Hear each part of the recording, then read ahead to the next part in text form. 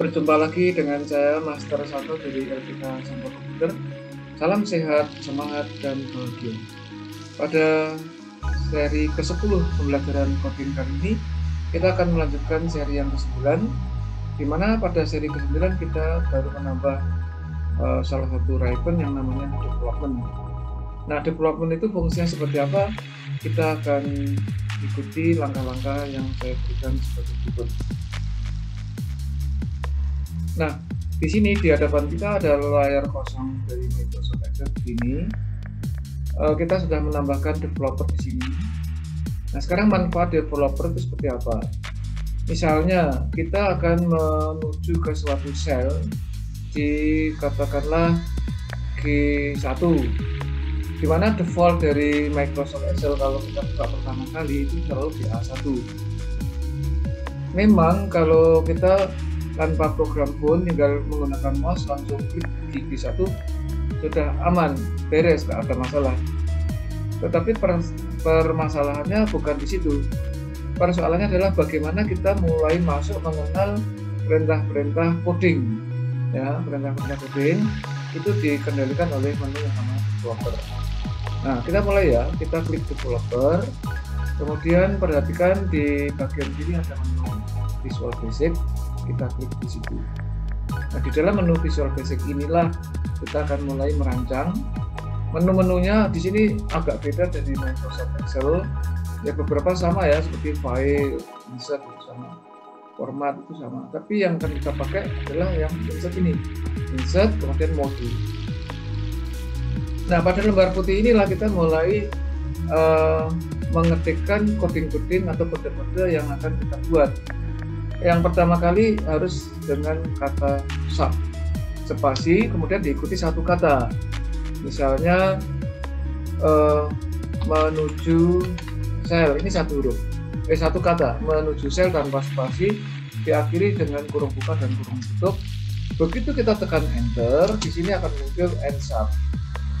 Jadi antara sub, kemudian ini nama kode codingnya, di tengah-tengah ada lembar putih, itulah kita mengetikkan kode-kode kita. Memang saat ini perusahaan berketik kita langsung bisa ketik semacam ini ya, tetapi direkomendasikan sejak awal ini Anda tekan pertama kali tombol tabulasi, kita tekan tab, kemudian dia akan menjorok ya. Nah, di sini kita mulai membuat kode-kode apapun. Di sini nanti akan banyak sekali kode-kode yang harus dibuat. Salah satunya sekarang kita akan menuju ke suatu range yang namanya G9 misalnya, atau sel G9. Namun demikian kita diberi kesempatan untuk memberi semacam penjelasan atau keterangan, di mana keterangan ini juga berfungsi untuk kita sendiri. Selalu diawali dengan tanda petik single semacam ini, kemudian kita kasih keterangan yang sifatnya bebas, misalnya untuk menuju ke sel G1 misalnya, ini untuk kita. Walaupun ini sifatnya opsional, dibuat boleh, enggak masalah. Lalu kita enter, baru kita buatkan perintahnya di situ, yaitu range. Ya, jadi di situ ada range kurung buka, kemudian tanda petik sel yang akan kita tuju G9, maka kita ketik saja G1 ya, G1 tutup, kurung tutup. Di sini kita kasih tanda titik, lalu ada select. Ya. Kita cukup SE gitu, dia akan muncul di dialog box penyerta, ini ada tulisan select. Kita tekan spasi saja, nanti apa yang kita ketik huruf, dua huruf S dan E ini akan lengkap menjadi select. Nah, itu semacam ini. Ini sudah jadi sebetulnya. Kita tes ya. Kita tes, caranya gimana? Kita klik di view Microsoft Excel di sini, klik, kemudian akan muncul menu Excel. Sub menu dari ini ada makro, kita klik makro, kemudian kita klik run. Perhatikan ya, sebelum kita klik run, selnya masih di A1. Kita klik run, maka dia akan muncul ke G1. Ini contoh sederhana. Maka saya kira ini cukup itu, tapi supaya seru saya kasih tambahan sedikit. Di G1 setelah, jadi kita perintahkan dengan kita ulang ya, makro ini kita akan run, dia akan menuju ke G1 karena perintahnya hanya untuk menuju ke G1. Tetapi kalau dia menuju ke satu mau ngapain kan gitu ya, maka kita sempurnakan programnya, kita kembalikan ke sel, sudah sel berapapun dimanapun boleh. Kemudian kita masuk ke Visual Basic lagi. Nah setelah select, di sini kita bisa kasih tambahan yang namanya active cell. Misalnya saya ngetik huruf kecil semua juga nggak apa-apa ya. Active cell, ya.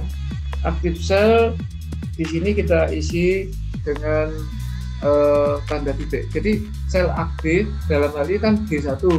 Sel yang aktif ini kita isi dengan value, ya, value sama dengan, nah isinya apapun dalam tanda petik, misalnya master control semacam ini. Ini kita jalankan lagi, ya, masuk ke Excel di sini, kita makro, kemudian kita jalankan, sehingga nanti dia akan menuju ke sel G1 dan ada tulisannya master. Nah ini semacam. Nah silahkan ini dicoba terlebih dahulu. Nanti di dalam seri yang ke-11 kita akan lebih belajar lebih jauh lagi, lebih mendalam lagi.